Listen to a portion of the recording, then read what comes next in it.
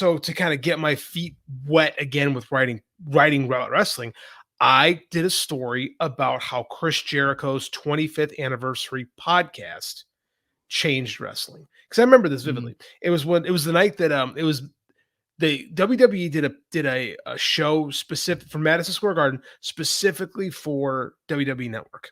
And it was Jericho's 25th anniversary. And I think it was Brock was on the show, but I don't remember who Brock wrestled. He was champ at the time. But it was called The Beast or something like that. I forget. But I mean, Jericho had his 25th anniversary thing. And I remember he had Lance Storm, Don Callis, and Lenny St. Clair, aka Dr. Luther, in the front row, and they all pointed it out. And I remember because I was listening to Callis's podcast at the time with Lance Storm. Oh yeah, no, it was before that. It's how he got banged with it. Don Callis talked about how that's going to that show and doing a Jericho podcast. Jericho recorded a podcast with those guys, and that got him back into it. Like that guy, and he was way back into the time.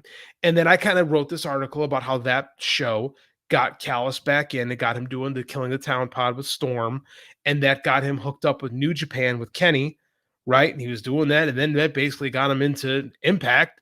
And then that's also how you negotiated the Chris Jericho Kenny Omega match. That changed everything, right? Which springboarded to AEW. Yeah, the whole AEW. Legitimately. 100%. And so the podcast that I find this very interesting. So the podcast that got Callis the job was a Winnipeg podcast with Storm, with not Storm, but with Jericho, Callis, and Omega. They kind of all met up in Winnipeg, and they did one. And during that podcast, at one point, or it might have been afterwards, Callis told Omega, "Is like, hey, get me booked, kid." And because Callis was kind of a mentor to Omega, per your story, right? This is the exact quote. So this is a quote from Don Callis. So Callis was booking shows in Winnipeg, and he said he looks at Kenny Omega and he said he was 17 years old, green as grass, but he just moved differently than everyone else. He had explosion and almost a poetry to the way he moved, and it just made him different. He said, "I thought this kid's got something." And then he began to mentor Omega while he was booking shows and things like that. So he'd been kind of a mentor to Kenny Omega since he was 17. He was doing that as a favor to his personal mentor, the Golden Sheik, who happened to be Omega's uncle. And then you fast forward all these years later, Omega's a big star. Callis has been out of the business for 15, 17 years, something like that. Been working in government in Winnipeg.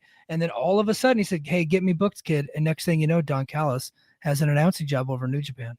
Well, Don Callis he did some announcing with WWE, and then of course when he got fired from WWE, he went to ECW and was Cyrus and him and Joey Styles. When it was ECW on TNN, that was the announce team. And when Eric Bischoff was supposed to take over WCW, our friend John Muse would have been the cruiserweight booker for that show. Someday we'll get that story. Don Callis and Joey Styles were going to be the announce team for the new WCW. So again, it was one of those, man, WCW going to business changed. I mean, like the world of wrestling is so different if that doesn't go out. But yeah, he was out from then, and then he was back in. And so anyway, I write this article. It's the first thing I do for Fight Game. It was easy. I just need to kind of get my, flex my muscles, get started, kind of do my thing, right? Talk about history. That gets posted, and I get a follow from Don Callis, maybe an hour later.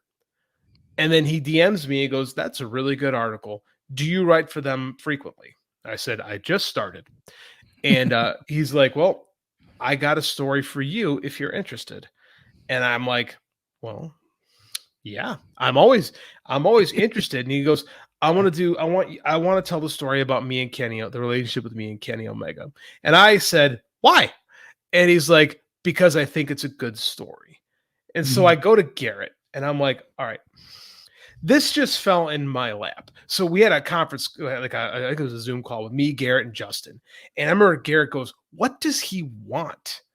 And I'm like, "I don't know." But at the time, like, I don't care. Because, I mean, and I had done interviews for Fansite before. I interviewed Lance Archer, Hammerstone, Mance Warner.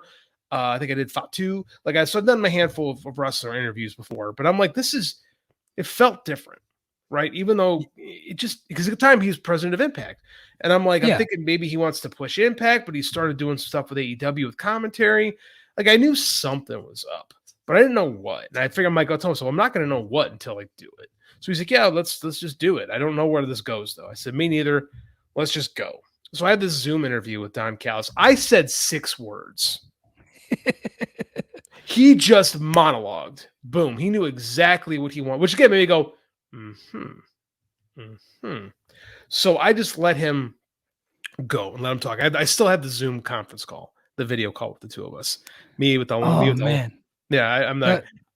You want to see that? I should share that with you sometime. No one's ever heard that before. Yeah, I wonder if we would have permission to just put that on, like, probably not. Patreon. Probably no. not, because they did not give me permission to do that. If he still followed me on Twitter, I would. I would ask, hey, can I do this? So anyways, so we have this conversation, and I went, and I'm like, I have to write the best article I've ever written. I have to. So I said, this is too cool not to. So again, I think it's the best article I ever wrote. So I wrote that up, and he goes, can I see it? And I never told anybody this before. And I'm like, you are doing something. You are up to something. And I said, okay. So I let him see it. I shouldn't do that as a journalist, but I'm not a journalist. I'm a fiction writer. That is what I do. That is where I make my bones. And I'm like a fiction writer and a historian. Not exactly a journalist. Yeah. No, I'm not a journalist. I should not have done that. I never told anybody this before. But I planted a line in the story just to see what would happen. I planted a line that said, Callis doesn't know if he'll ever return to AEW. Oh, no. I wrote, Callis doesn't say never is never about coming back to AEW. But for now, it would be impossible with Impact, blah, blah. He goes, man, and I don't want to set people. I said, this line here, he goes, I'd like you to get rid of that. I said, why? He's like, well, I don't want to get people's hopes up because I can't do anything with my Impact contract right now. And I'm like, okay. So I changed the one line of the story. Never told anybody that before. That's you and me, first time I've mentioned that, because it's not I don't write anymore, so I can just say, hey, I just, I have no integrity, so not pretending to. So I wrote this story, went viral, went absolutely viral. Like, I got a ton of followers. No jobs, no one offered me work post that article, but that's okay. Actually, you did, just you. You're the Combat Republic was the only site that picked me up after. But I didn't know what the hell I was doing. I didn't even realize people got paid for this stuff until Garrett asked me to write for him. So, hey, I was writing movie reviews for you, and I had a great time. That's how we became friends. So I wrote that up, and I got everywhere. I remember the Observer picked it up. Sean Ross Sapp took the line about Jericho and Omega would have come to Impact if AEW wasn't a thing. That was again, he knew what he was doing. That was the news blip that got the story shared. And Garrett still says it's the most shared thing on the site. So flash forward, like probably a month and a half later, was Winter is Coming, right? Mm-hmm. The match with Omega and Moxley, the title match. Well, right before that was not Revolution. What's the November pay-per-view? Full Gear. For AEW. Full Gear. So he actually did commentary Full Gear. Full Gear. He didn't do anything there. So everybody's like, what the hell is he doing here? So main event of Full Gear in 2020 is Moxley and Omega for the world title. And I did the interview after Full Gear. That's why I planted the lineup. Okay. Because he timed it. Yeah, Winter is Coming was shortly after Full Gear. It was a few weeks later, right? Mm-hmm. So yeah, he was on commentary at Full Gear, and everybody's like, what the hell is Callis doing here? And well, Callis, if you guys remember, at the original All In, Callis was the commentator, right? He was. Like, because he was the New Japan commentator. Also, he was the Impact Wrestling commentator. Impact also had a lot of talent on that show.